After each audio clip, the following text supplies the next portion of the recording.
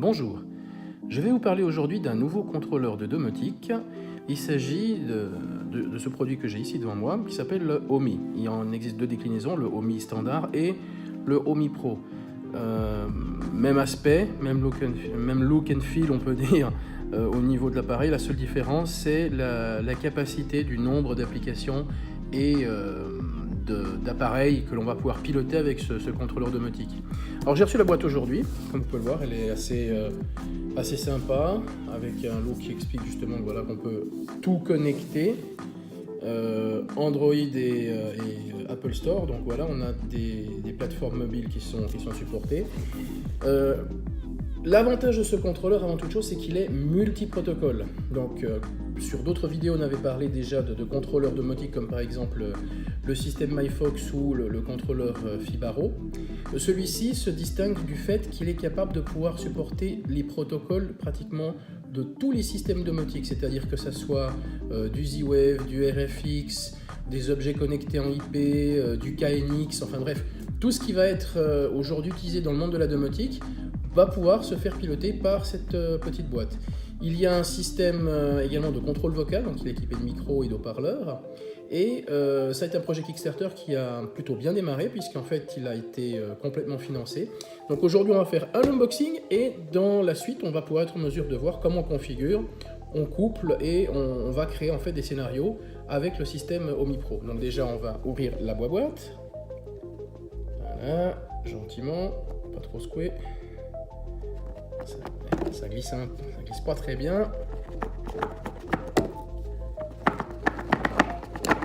On va y arriver. Avec une main, c'est pas facile. Hein. Alors, ça y est, j'y suis arrivé. Boum. Voilà. Alors, j'ai remarqué qu'il n'y avait pas beaucoup de vidéos sur YouTube en français par rapport au Omi. J'en ai vu trouver pas mal en hollandais, puisque c'est en fait deux ingénieurs hollandais qui ont développé ça. Et en français, je n'en ai pas trouvé, donc j'espère que ça va intéresser du monde. Et voici la Omi. Donc trois petits pieds, un port USB pour l'alimentation et un port jack pour l'audio. Donc c'est la marque Atome qui fabrique ça. Donc là on voit le petit haut-parleur. Donc c'est la version Pro du boîtier.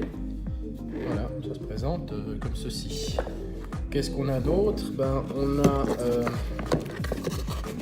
si je retire le reste du carton, voilà, on va trouver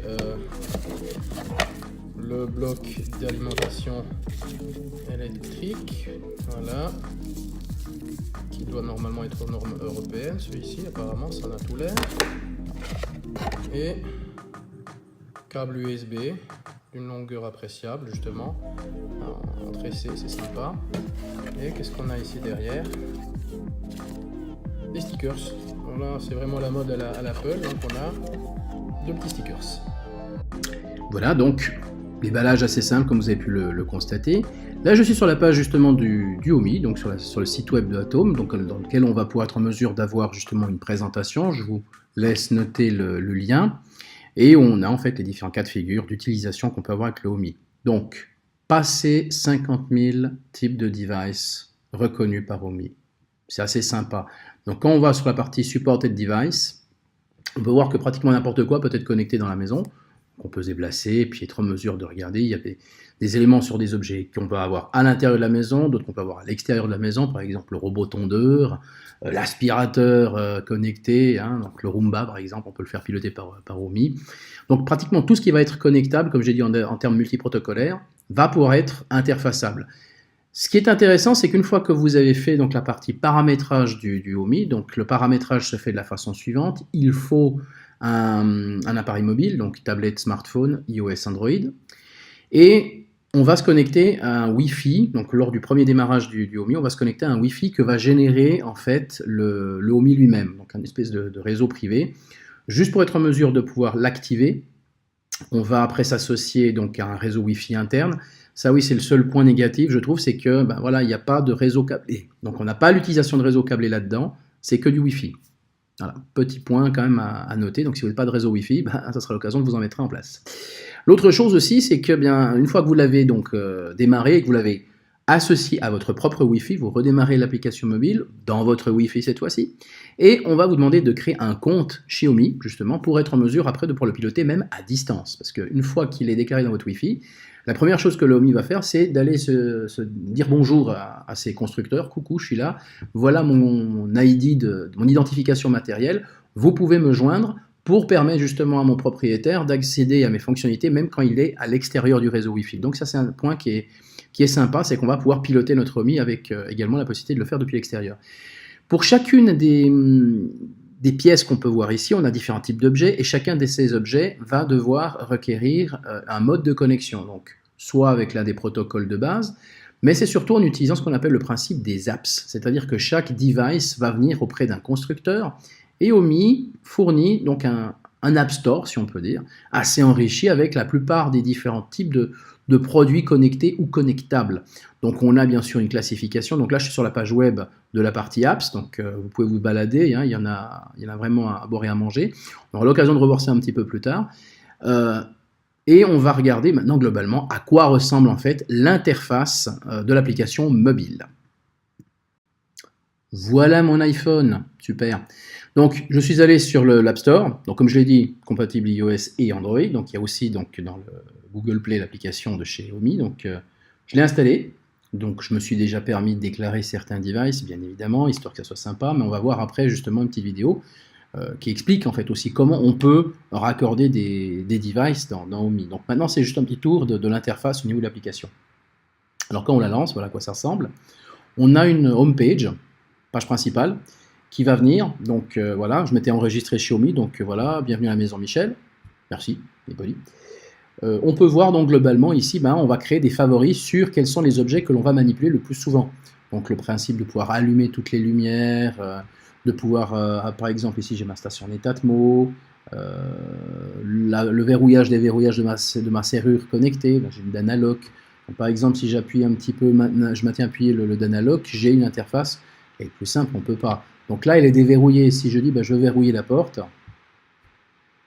on va peut-être entendre.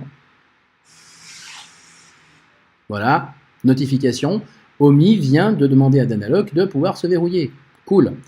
Si maintenant je lui dis, déverrouille-toi, même combat. Et voilà, et c'est déverrouillé. Donc à chaque fois, on peut demander d'avoir ou non une notification. Si c'est un appareil qui fonctionne avec des batteries, on peut voir l'état de la batterie de l'appareil, ce qui est sympa. On a peut-être des fois d'autres indications, donc ici j'ai une timeline qui dit le nombre de fois que j'ai ouvert et fermé la porte.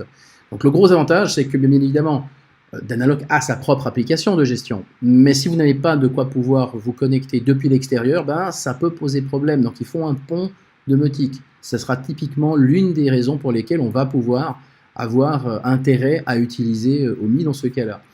Après, ce qui est sympa, c'est que je peux donc établir que pour chaque type de device, je vais l'associer à une zone géographique particulière. Donc si je reviens dans la page justement ici, j'ai ensuite la partie des devices.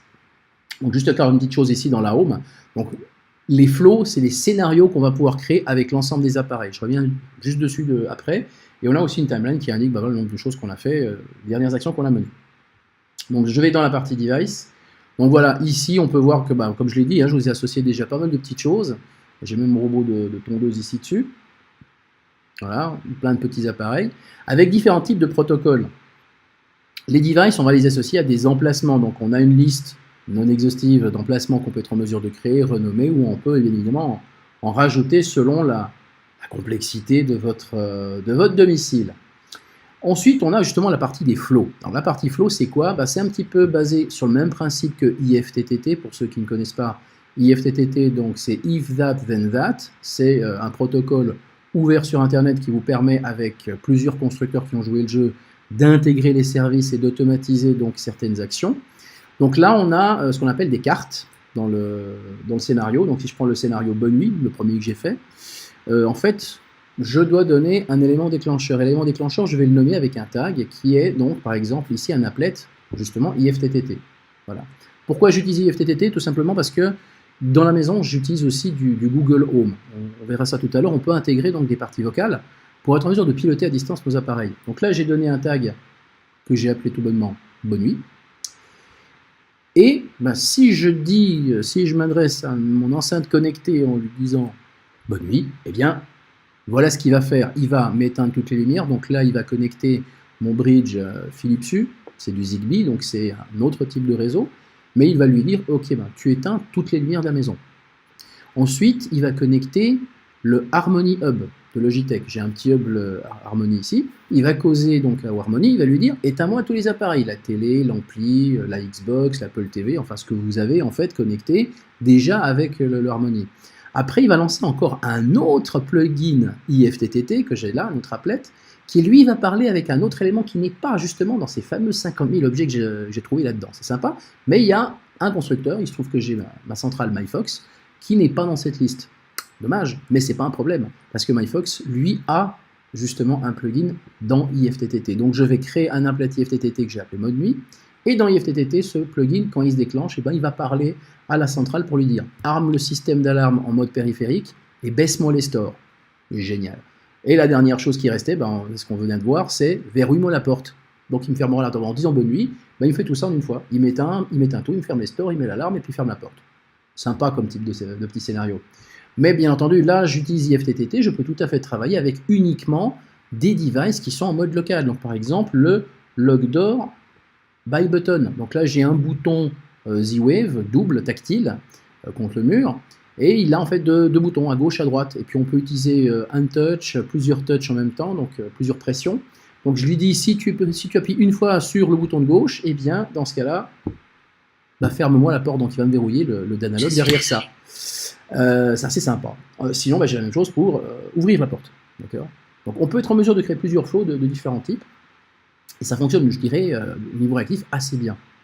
Ensuite, ce qu'on peut également avoir, eh bien, on va regarder un petit peu au niveau des paramètres. Donc, j'ai parlé des applications, donc là, j'en ai déjà chargé toute une série. Mais si je clique sur le petit plus qui est ici en haut, qu'est-ce qui se passe? On retombe sur la fameuse page que je vous ai montrée avant, donc la fameuse page web de Omi, avec les différents apps, les différentes applications ou appliances, si on veut bien les appeler comme ça, qui vont pouvoir être en mesure de piloter les appareils que vous avez. D'accord? Petite chose qu'il faut quand même savoir, c'est que Omi, donc Atom, en a toute une série, et il y a une communauté de développeurs qui vont créer des plugins tiers qui peuvent se retrouver aussi dans ce store. Donc ce qui est intéressant, c'est qu'il y a également une communauté de gens qui peuvent vous apporter du support. Il y a le support de Atom, mais il y a également donc des parties tierces qui peuvent répondre aussi à vos questions, à vos demandes. Donc dans les paramètres, dans la partie settings, ici vous pouvez voir donc au niveau général, qu'est-ce qu'on va avoir? Indication sur le modèle, le nom que j'ai donné à mon Omi, le stockage qui est consommé à l'intérieur du Omi et la mémoire utilisée par l'ensemble des applications qui sont chargées pour piloter ça. Mon Atom Cloud ID qui va permettre d'identifier mon appareil chez Atom au moment où justement je vais commencer à créer mes interfaces. Privacy, est-ce que je veux ou non partager ma position géolocalisée de mon appareil? Donc ça peut être mon smartphone qui va être que j'utilise là. Du moment que j'arrive dans une certaine zone, ben, je peux déjà aussi déclencher un flow pour lui dire déverrouille la porte quand j'arrive près de la maison. Ça peut être sympa. La partie speech, donc on peut avoir des voix, on peut charger plusieurs voix. Hein. Donc là j'ai pris une voix féminine, mais il y en a plusieurs. Donc on peut changer le type de voix qu'il y a derrière. Seul point négatif, Omi ne sait pas parler français. Ben, voilà, personne n'est parfait. On verra tout à l'heure, la partie langue, c'est assez limité, il n'y a que 3 langues pour l'instant. Mais qu'à ça ne tienne, on verra qu'il y a des moyens de pouvoir quand même le faire causer différemment. La partie audio, donc on peut régler ici le volume en fait de l'haut-parleur de Omi, puisqu'on peut avoir un retour audio également de sa part, si on le souhaite. Le LED ring, donc vous avez vu à l'introduction de la vidéo, il y a une espèce de petit anneau de LED coloré qui peut tourner. On peut lui demander de changer son mode de réaction avec le LED selon qu'on exécute un flow ou pas. Ça peut être assez sympa. Donc, comme je le disais, les langues allemand, anglais et hollandais, bien sûr, puisque le développement étant fait par des Hollandais à la base. Nous avons la partie donc de géolocalisation également au niveau de l'appareil lui-même, donc on peut être en mesure de trouver l'emplacement et de pouvoir jouer justement sur les zones géographiques par rapport à ça. On a de la notification par les apps ou pour les notions de sécurité par rapport justement à ce qu'on va déclencher ou non, donc on peut l'activer ou le désactiver, avec la fonction push, c'est-à-dire que si vous souhaitez être notifié que quelqu'un est rentré à la maison, ça vous enverra directement un message sur l'écran de votre smartphone. D'accord ? On arrive maintenant sur les 2 réseaux maillés qu'on connaît, donc Z-Wave et Zigbee, tous les autres étant liés par le biais des applications. Mais on a donc un réseau qui peut prendre de l'infrarouge, du Wi-Fi, du Z-Wave, du Zigbee, du KNX, du RFX aussi, donc c'est sympa, c'est large. Donc si je prends le Z-Wave, ben voilà, on a un réseau Z-Wave qui est généré par le OMI. On peut, le cas échéant, si vous avez un autre contrôleur, vous coupler à un autre contrôleur justement pour tout ce qui sera en fait réseau Z-Wave au niveau de l'inclusion des éléments. Par contre, du moment que vous incluez OMI dans un autre réseau Z-Wave, vous ne serez plus en mesure de rajouter un autre device. Donc c'est plus ou moins intéressant du moment que c'est un contrôleur qui fait partie de la liste des éléments que vous pouvez interfacer avec OMI. Perso, j'ai préféré donc l'utiliser comme contrôleur principal, ça c'est beaucoup plus intéressant, et j'ai rajouté des devices à l'intérieur. On verra comment on rajoute un device Z-Wave justement juste un petit peu plus tard. Voilà. Pour le Zigbee, c'est exactement le même principe. Dans les cas de figure des devices Zigbee, on a les ampoules de chez Ikea, on a bien entendu Philips Hue, on a différents autres éclairages qui fonctionnent sur le même principe de protocole. Lui-même, ce qu'il va faire, c'est que si c'est déjà connu comme étant une app, va utiliser le réseau existant, il ne va pas vous demander de réinitialiser. Si par contre c'est un éclairage Zigbee qui n'a encore été associé à aucun contrôleur, et bien voilà, là ça vous donnera l'occasion de pouvoir l'associer via une des apps que vous allez installer dans le OMI. Si vous êtes plusieurs personnes dans la maison à utiliser OMI, vous avez donc le owner qui lui a le droit de tout modifier dans ce que je viens de vous montrer, et vous pouvez inviter des personnes supplémentaires. Donc un utilisateur, mais je peux changer de rôle. Le manager, bien évidemment, c'est votre humble serviteur, ou vous quand vous aurez donc l'occasion de pouvoir acquérir une OMI.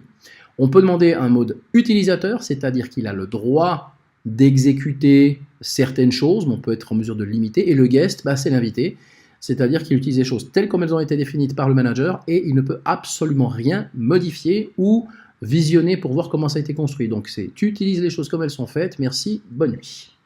Donc voilà, possibilité également de pouvoir définir un périmètre d'utilisateur selon bien sûr les personnes qu'on a à la maison. Donc ça va créer un partage et on peut être en mesure de l'envoyer par message, par email, par SMS, enfin bref, comme vous voulez. D'accord ? La partie update, on peut la mettre en mode automatique ou non. Qu'est-ce que ça va avoir comme impact? C'est que le OMI, comme il est connecté, bien évidemment, à chaque fois qu'il y a une mise à jour qui sera proposée par Atom, s'il voit une mise à jour, il la télécharge, il l'installe et il vous dit « Attention, je vais être pendant quelques instants indisponible parce que je suis en train de me mettre à jour. » Et dès que la mise à jour a été passée et que le OMI se reconnecte, vous le notifiez aussi. C'est poli quand même ce OMI. Et la partie experiment. Alors ça c'est la partie sympa, c'est que comme on est face à un développement qui n'arrête pas chez OMI, puisqu'on a beaucoup de marques qui se sont intéressées à ce constructeur, il y a une partie experiments qui va nous permettre justement de pouvoir interfacer des choses qui ne sont pas encore déclarées. Là par exemple, Apple HomeKit. On a des apps tierces pour du Apple HomeKit, c'est-à-dire si vous avez des devices qui ne sont que Apple HomeKit, ne vous inquiétez pas, ça fonctionnera avec OMI. Donc on peut être en mesure de les embarquer dans OMI. Mais comme c'est encore une fonction en mode expérimental, il n'y a pas encore officiellement de support dessus. Mais les développeurs de la communauté sont déjà allés assez loin et quelques tests effectués, ça fonctionne bien. Il faut quand même l'avouer, même pour une version de bêta test, c'est plutôt pas mal. Gestion de l'alimentation, donc là aussi c'est une chose qu'on peut être en mesure de pouvoir jouer au niveau de l'alimentation du OMI lui-même, donc les Power Functionalities, qui vont pouvoir nous permettre justement dans les Insights de pouvoir mesurer la consommation électrique. Donc si vous avez des prises connectées en Z-Wave ou autre, et qu'elles sont capables de vous envoyer en retour des informations sur le mode de consommation électrique de vos prises, eh bien, OMI va vous permettre de pouvoir les consulter dans la fonctionnalité qu'on verra tout à l'heure, Insight. Et on peut créer aussi ce qu'on appelle des switches virtuels, des appareils virtuels, c'est-à-dire qui ne sont pas nécessairement avec le protocole établi ou avec un besoin d'intégration applicative. Même ça, c'est pris en charge. Non, franchement, il est sympa, il est vraiment sympa. Voilà. Les intégrations de contrôle vocal, comme je vous ai dit, vous l'avez vu, on ne parle pas français, pas grave. On a Amazon Alexa, on a notre Google Assistant, on a même le IFTTT qui va nous permettre donc justement de pouvoir associer OMI, puisqu'il y a un plugin OMI dans IFTTT, et de pouvoir créer donc toute une partie de scénarisation, même en dehors du OMI, le cas échéant. Et si vous n'avez pas envie de parler, c'est pas grave, vous pouvez aussi envoyer un texto avec l'application Facebook Messenger qui, elle, va intercepter les messages que vous allez lui envoyer et il va déclencher les scénarios avec. C'est juste génial. Après, justement, ici, j'ai une série d'applications qui a été déjà snappée, donc ce qu'on appelle des apps appliances, c'est-à-dire qu'elles ne font pas uniquement que de pouvoir vous permettre de présenter les devices, elle est également capable de pouvoir être en mesure d'apporter certains paramètres supplémentaires. Par exemple, la OMI Harmony Hub, elle va parler avec mon hub Logitech Harmony et elle va être en mesure de récupérer tous les changements de façon synchronisée que je pourrais avoir à modifier ou à faire directement depuis mon application Harmony. Donc si je fais quelques changements, que je rajoute des nouveaux appareils dans Harmony et autres, automatiquement ceux-ci seront repris à l'intérieur justement de la partie app que j'ai dans le Homey, ce qui est quand même assez sympa. Donc voilà, globalement, on a fait un petit peu le tour. J'ai certaines autres applications, je ne vais pas faire le tour parce qu'on pourrait rester là-dedans pendant des heures. C'est assez hallucinant. On peut déclencher des alarmes, donc avec une programmation temporelle, hein, bien évidemment, ou basée sur des valeurs logiques. Donc là, je peux en créer de tout type. Hein. On peut créer donc des valeurs et puis être en mesure de jouer sur des conditionneurs différents. Donc là, on est un petit peu dans le cadre de l'utilisation un petit peu de programmation au niveau d'une partie de contexte développement avec Homey. Et on a la partie Insight, je ne l'ai pas encore activé, mais je pourrais tout à fait le faire. Donc si je fais un Get Started, il va se connecter sur Insight de Homey. Vous voyez, donc c'est beau, en train de se charger. Et si j'ai des prises connectées, ben voilà, il va me dire ok, dis-moi sur lesquelles tu veux que ça se fasse, et puis je peux être en mesure de le faire au niveau justement des différents objets qui sont là. Je les sélectionne, et il va être capable de pouvoir me donner justement certaines informations par rapport au capteur. Vous voyez, donc il y en a quand même pas mal. Donc soit je le fais sur les apps, soit je le fais sur les capteurs. Donc ce qui est sympa, c'est que si maintenant je vais... Alors, voyons voir, je dois en avoir un, sauf erreur. Alors, local technique, voilà, power meter. Boum. Et voilà. Il est capable de pouvoir me donner quelle est la consommation en watts et autres sur les périodes sur lesquelles cette prise a été connectée dans le Homey. Donc là, bien évidemment, je l'ai ici dessus. Eh bien, je pourrais être en mesure après de le retrouver également par le biais de cette page-là. Donc lui, il va à chaque fois les charger dans la page web, puisque c'est enregistré sur la page web. Donc voilà, si j'ai là-dessus, boum. Il revient exactement, il fait exactement donc le même processus, il va vous demander ce que vous voulez.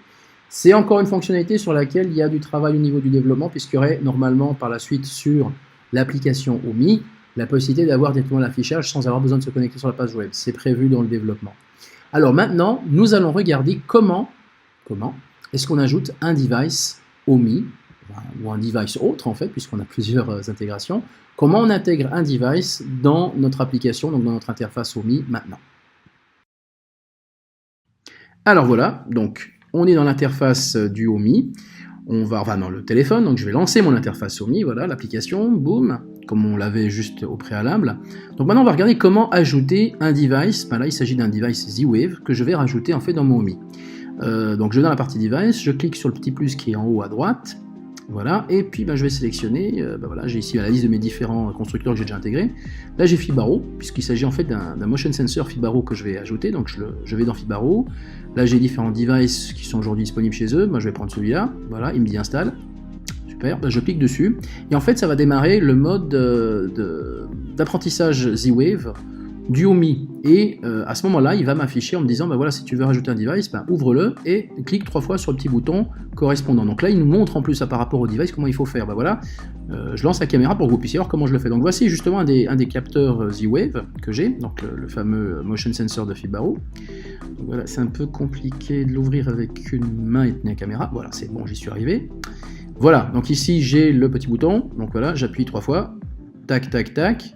Et si je retourne maintenant sur mon application, voilà, il dit, voilà, je suis en train de coupler le device, et au bout de quelques secondes, boum, voilà, il apparaît. Donc on a ça dans la liste des devices, donc qui n'ont pas encore été assignés à une zone. Donc si je vais dessus, je peux voir qu'effectivement, mon capteur fonctionne. Donc je vais l'associer à la pièce dans laquelle je vais le déposer. Donc là, je vais mettre ça dans le dégagement. Mais j'appuie sur le petit vu, super. Et voilà, donc l'appareil a été placé justement dans la bonne zone de la maison dans laquelle justement il va être utilisé. Si je retourne dessus, justement je peux voir que le temper alarme est en rouge, c'est normal parce que je viens de l'ouvrir l'appareil, je viens de le secouer. Je peux voir l'état de la batterie et je peux voir une timeline sur l'utilisation justement que j'ai eue depuis son intégration. Si je vais dans les paramètres avancés, bien justement c'est l'avantage de la partie application dédiée pour chacun des composantes, c'est que je vais pouvoir être en mesure de mettre toute une série de réglages supplémentaires sur le comportement même de l'appareil que je viens de coupler à Homey. Donc justement, je peux être en mesure de changer justement certaines choses. Par exemple, là, je vais changer le mode réveil automatique de mon device, voilà, et je peux être en mesure de valider. Donc je vois même le firmware, l'état de la batterie de l'appareil, c'est sur batterie, puis une fois que c'est enregistré, vous voyez, c'est extrêmement simple et très rapide à effectuer. Voilà. C'est tout pour aujourd'hui. Merci beaucoup pour votre attention.